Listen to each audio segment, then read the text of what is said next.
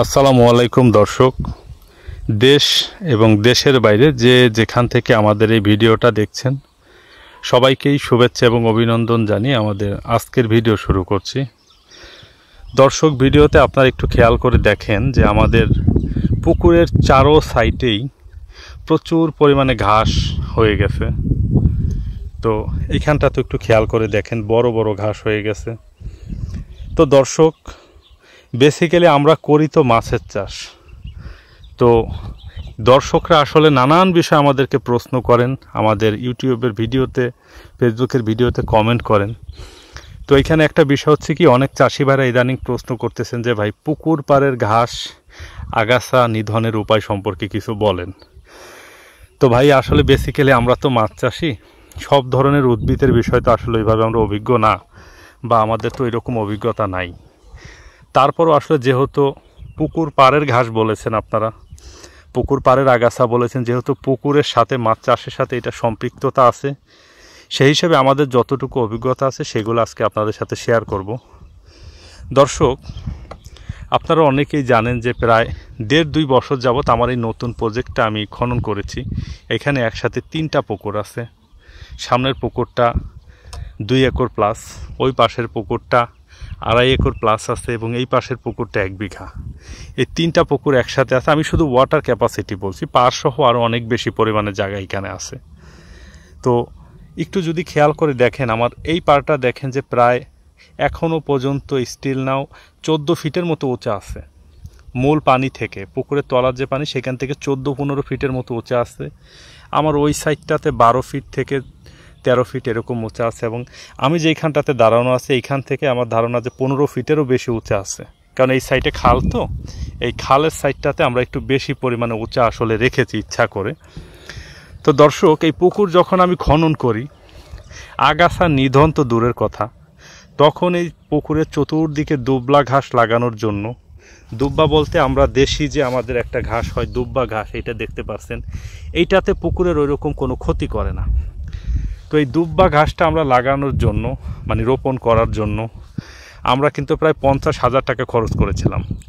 পাড়গুলো অনেক উঁচু ছিল। আমার ধারণা ছিল যে যদি প্রচুর পরিমাণে বৃষ্টি হয়, পাড় হয়তো জায়গায় জায়গায় ডেবে যাবে, বৃষ্টিতে ধুয়ে যাবে। তো বৃষ্টির সিজনের আগে যদি আসলে ঘাস রোপণ করে যদি ঘাস হয়ে যায় পুকুরের চারো সাইডে, তাহলে দেখা যাবে যে পাড়টার ওইভাবে আর ক্ষয়ে যাবে না, বা ধুয়েও আসলে ওইভাবে পাড়টা নষ্ট হবে না, আর ভেঙে যাওয়ার সম্ভাবনাও কিছুটা কমে যাবে। তো এই জন্য আমরা যেটা করেছি, আমরা কিছু লেবার নেই, এবং জায়গাটা তো আসলে বিশাল বড়, 3টা পুকুরের অনেকগুলা পার, ভিতরে বাইরে সব জায়গাতে আমরা কি করি যে দুব্বা ঘাসটা লাগিয়ে দিই, এবং আমরা একটা মোটর বসাই আমাদের ওই ঘরের ভিতরে। 1000 ফিট পাইপ কিনি আমরা, মোটরের পাইপ কিনে 2জন লোককে শুধু সারা দিন পানি দেওয়াতাম। এই সব পাড়িতে, এই পাড়ি ওই পাড়ি, এই পাড়ি ওই পাড়ি করে মোটরের পাইপ টেনে টেনে নিয়ে শুধু পানি দিত। তারা 24 ঘন্টার ভিতরে রাত বাদে সবসময় শুধু পানি দিত। পানি দিয়ে আমরা কি করতাম যে পাড়টাকে পুরো ভিজিয়ে রাখতাম। এর ফলে যেটা হতো যে নতুন পাড় কাটার পরে কিন্তু বৃষ্টিতে অনেকটাই চেপে যায় এবং মাটিটা বসে যায়। তো আমাদের ধারণা ছিল যে আগে থেকে পানি দিয়ে যদি আমরা ওইভাবে পাড়টাকে বসিয়ে দিতে পারি এবং ঘাসগুলোকে তাজা করে দিতে পারি, তাহলে কিন্তু ওরকম ক্ষতি হবে না। আসলে আমার যে ধারণাটা ছিল, কাজটা ঠিক 100তে 100ই হয়েছে। আমাদের কোনো পাড়ই ওইভাবে খুব একটা ভাঙ্গে চড়েনি, হালকা পাতলা ডেবে গিয়েছিল, জায়গায় জায়গায় একটু ভাঙাচোরা হয়েছিল, কিন্তু খুব বেশি একটা পরিমাণে হয়নি। কারণ বৃষ্টির সিজন আসার আগেই আমি ঘাসগুলোকে আসলে ওইভাবে বড় করে ফেলেছিলাম, এবং ঘাসগুলো যখন কিছু পরিমাণে একটু বড় হয়ে গিয়েছিল, তখন আমি ইউরিয়া সার দিয়ে দিয়েছিলাম।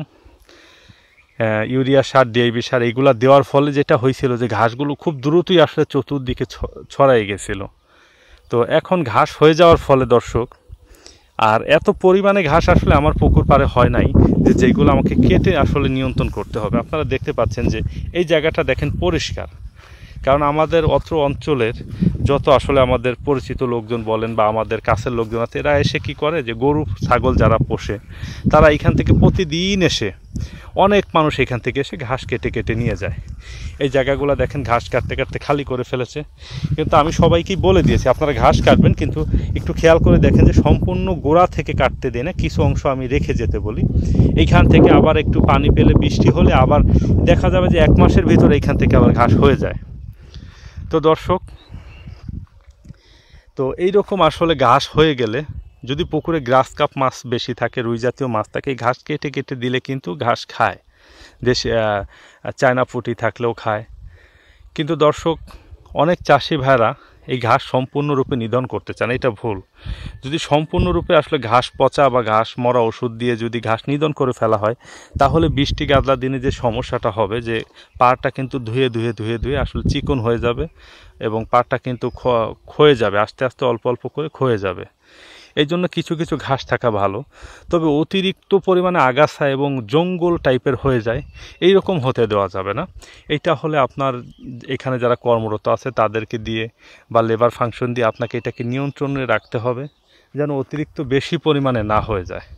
দর্শক, পুকুরে আপনারা দেখতে পাচ্ছেন যে আমাদের কাশেম ভাই এবং হাসান হররা টানতেছেন।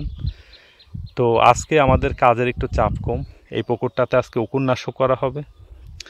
এই জন্যই আসলে উপন্যাসকটা দেওয়ার আগে একটা হররা টেনে নিচ্ছি আমরা। এই বিষয়ের উপর একটা ভিডিও বানাবো, সেটা আপনারা পরবর্তীতে আমাদের চ্যানেলেই পাবেন।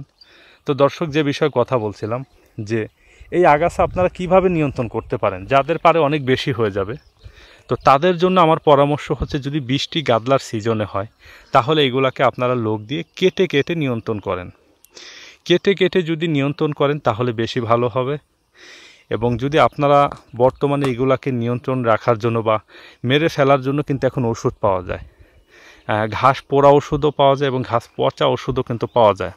তো ঘাস পচে যাওয়ার জন্য যে ওষুধটা ব্যবহার করা হয় সেটা দিলে হয়তো 10-15 দিনের ভিতরে সব ঘাসই পচে যায়। কিন্তু ঘাস পোড়া যেটা দেয় সেটা দিলে ঘাসগুলো পচে যায়, কিন্তু গোড়াটা পুড়ে যায়, গোড়াটা থেকে যায়, আবার কিছুদিন পরে বৃষ্টি পেলে বা একা একাই আবার হয়ে যায়।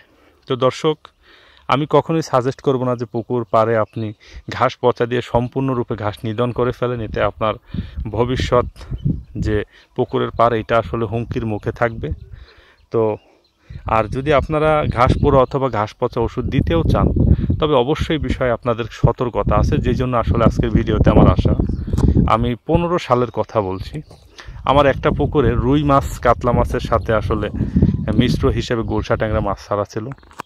তো আমি এরকম ঘাস পোড়া ওষুধ দিয়ে পাড়ের সব আগাছা নিয়ন্ত্রণ করেছি, মেরে ফেলেছি। তো ফেলার পরে ওই কিছু ঘাস পানিতেও পড়েছিল, সেগুলো আমি দেখেছিলাম যে রুই মাছে খেয়েছিল এবং বৃষ্টিতে ধুয়ে ধুয়ে পানিটা ওই পুকুরের ভিতরে গিয়েছিল।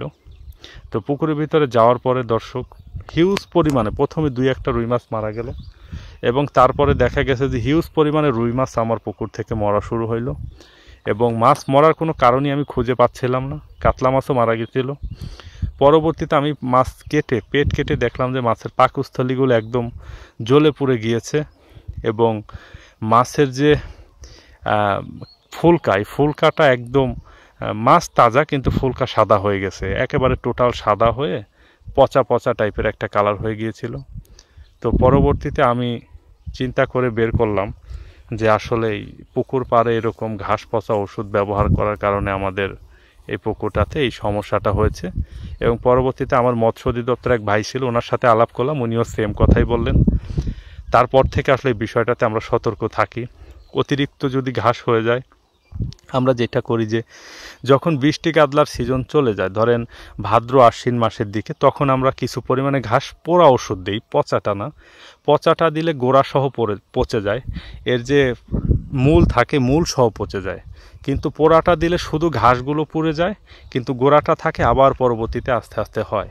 তো ফসলি জমিতে মানুষ একদম পচাটাই দেয় গোড়া থেকে উপড়ে ফেলার জন্য, নিধন করে ফেলার জন্য। কিন্তু আমরা তো আসলে এই পাড়ে তো আমাদের ঘাস প্রয়োজন দরকার, আমরা তো সবজি চাষ করি না।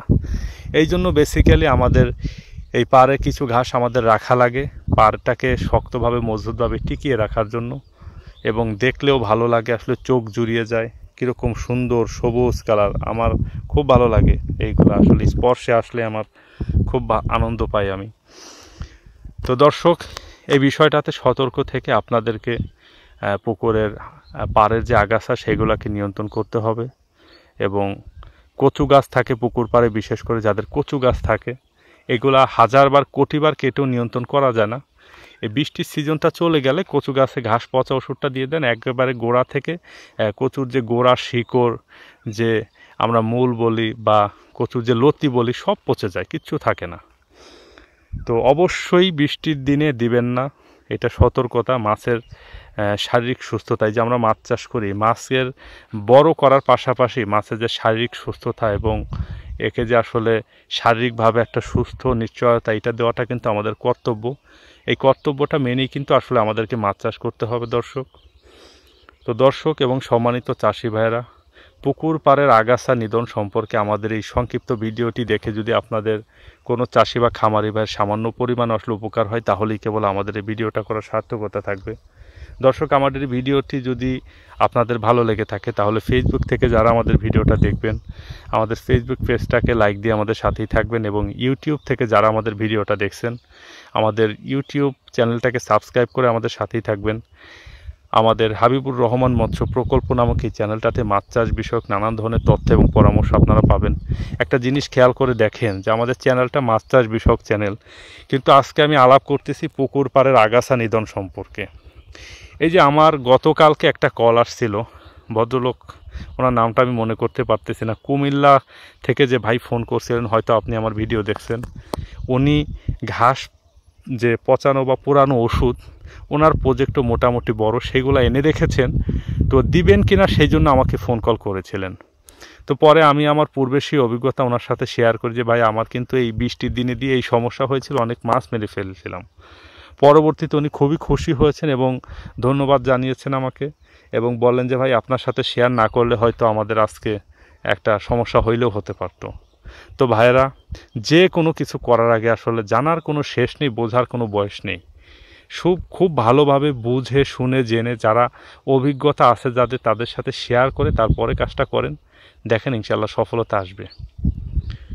তো আমার সকল চাষি ভাইদের সুস্বাস্থ্য এবং দীর্ঘায়ু কামনা করছি।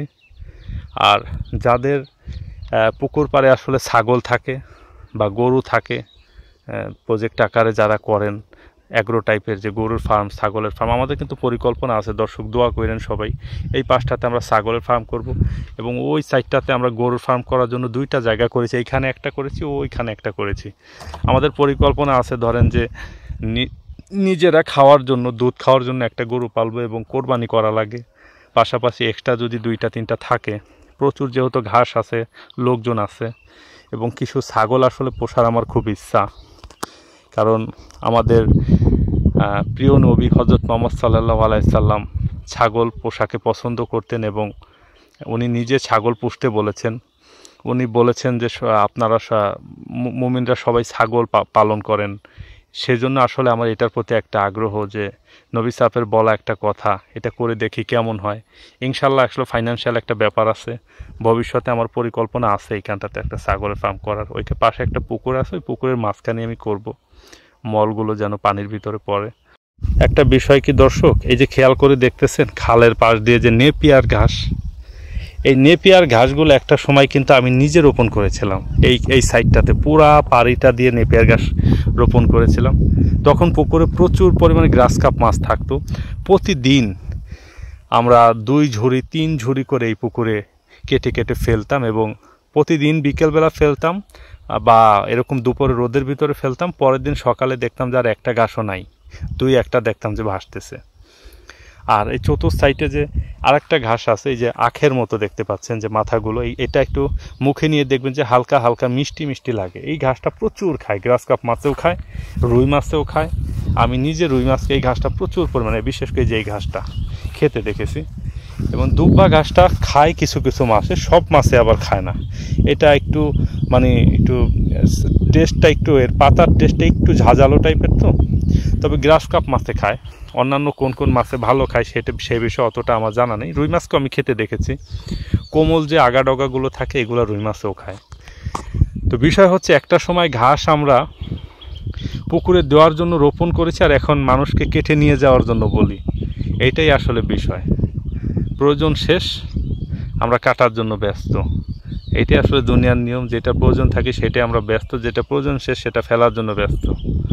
যাই হোক, সম্মানিত চাষি ভাইরা সবাই আমার জন্য দোয়া করেন। আমি সকল চাষি ভাইদের জন্য দোয়া করি। অবশ্যই সতর্ক থাকবেন পুকুর পাড়ে যে কোনো কীটনাশক ব্যবহারে। সবাই ভালো থাকবেন, সুস্থ থাকবেন। আজকের ভিডিওটা আমরা এখানে শেষ করতেছি পুকুর পাড়ে আগাছা নিয়ন্ত্রণ সম্পর্কে।